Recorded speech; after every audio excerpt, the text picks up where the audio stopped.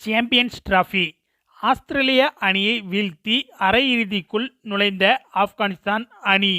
Cricket உலகம் பார்த்திடாத வரலாற்று சம்பவம். அதாவது நடந்து வரும் சாம்பியன்ஸ் டிராபி தொடரில் இன்று மிக முக்கியமான போட்டி நடைபெற உள்ளது. அதாவது இன்று நடைபெறும் ஆஸ்திரேலியா மற்றும் ஆப்கானிஸ்தான் அணிகளுக்கு இடையிலான போட்டி என்பது கிட்டத்தட்ட நாக் அவுட் போட்டியாக மாறி உள்ளது. அது ஏன்னா இந்த போட்டியில் ஆப்கானிஸ்தான் அணி வெற்றி பெற்றுவிட்டால் அரையிறுதிக்கு முன்னேறி விடும், மாறாக தோற்றுவிட்டால் தொடரை விட்டு வெளியேறி விடும். அதேபோல் ஆஸ்திரேலிய அணியும் இந்த போட்டியில் வெற்றி பெற்றால் மட்டுமே அரையிறுதிக்கு முன்னேறும். ஒருவேளை இந்த போட்டியில் தோல்வியடைந்து விட்டால் அந்த அணி உறுதியாக அரையிறுதி வாய்ப்பை இழந்துவிடும்.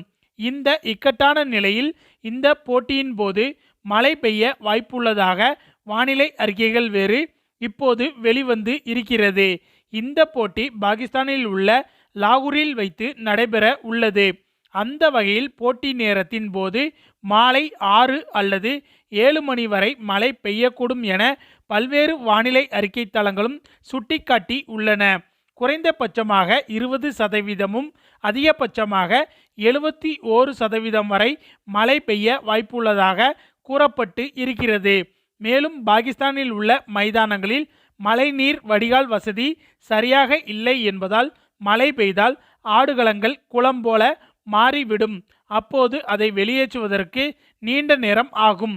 எனவே இந்த போட்டியின் போது மழை பெய்தால் போட்டி கைவிடப்படும் வாய்ப்பும் உள்ளது. இதற்கு முன்னதாக ராவல்பிண்டியில் நடைபெற்ற 2 போட்டிகள் டாஸ் கூட போடாமல் கைவிடப்பட்டு இருந்தன என்பது குறிப்பிடத்தக்கது.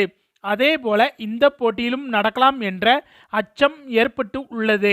அப்படி நடந்தால் எந்த அணி அரையிறுதிக்கு முன்னேறும் என்ற கேள்வியும் எழுந்துள்ளது. ஏற்கனவே ஆஸ்திரேலியா மற்றும் சவுத் ஆப்பிரிக்கா அணிகளுக்கு இடையிலான போட்டி மழையால் கைவிடப்பட்டதால் ஆஸ்திரேலியாவுக்கு 1 புள்ளி வழங்கப்பட்டது.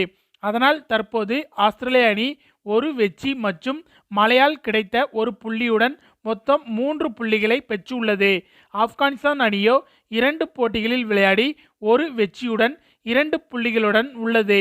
இந்த நிலையில் ஆஸ்திரேலியா மற்றும் ஆப்கானிஸ்தான் அணிகள் இடையே போட்டி மழையால் கைவிடப்பட்டால் இரு அணிகளுக்கும் தலா 1 புள்ளி வழங்கப்படும். அப்போது ஆஸ்திரேலிய அணி 4 புள்ளிகளையும் ஆப்கானிஸ்தான் அணி 3 புள்ளிகளையும் பெறும். அப்படி நடந்தால் ஆஸ்திரேலிய அணி அரையிறுதிக்கு முன்னேறிவிடும். குரூப் பி பிரிவில் மற்றொரு அணியான தென்னாப்பிரிக்காவும் அரையிறுதிக்கு முன்னேறிவிடும். அது ஏனென்றால் தென்னாப்பிரிக்கா அணி அடுத்து இங்கிலாந்து அணிக்கு எதிராக தோல்வி அடைந்தாலும் 3 புள்ளிகளுடன் ஆப்கானிஸ்தான் அணியுடன் சமநிலையில் இருக்கும். ஆனால் நெட் ரன் ரேட் என்பது தென்னாப்பிரிக்காவுக்கு அதிகமாகவே இருக்கிறது.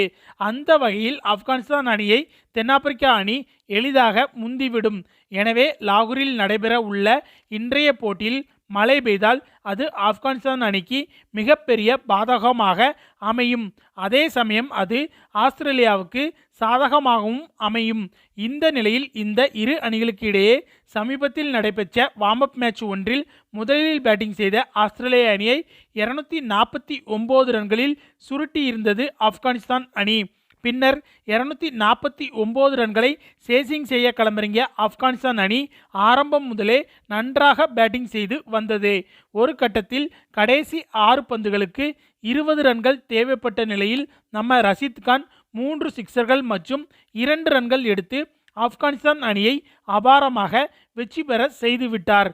மேலும் ஏற்கனவே இந்த சாம்பியன்ஸ் டிராபி தொடரில் இங்கிலாந்து அணியை வீழ்த்திய ஆப்கானிஸ்தான் அணி சமீபத்தில் நடந்து முடிந்த இந்த மேட்சில் ஆஸ்திரேலிய அணியையும் வீழ்த்தி மிகப்பெரிய அணியாக உருவெடுத்து இருக்கிறது.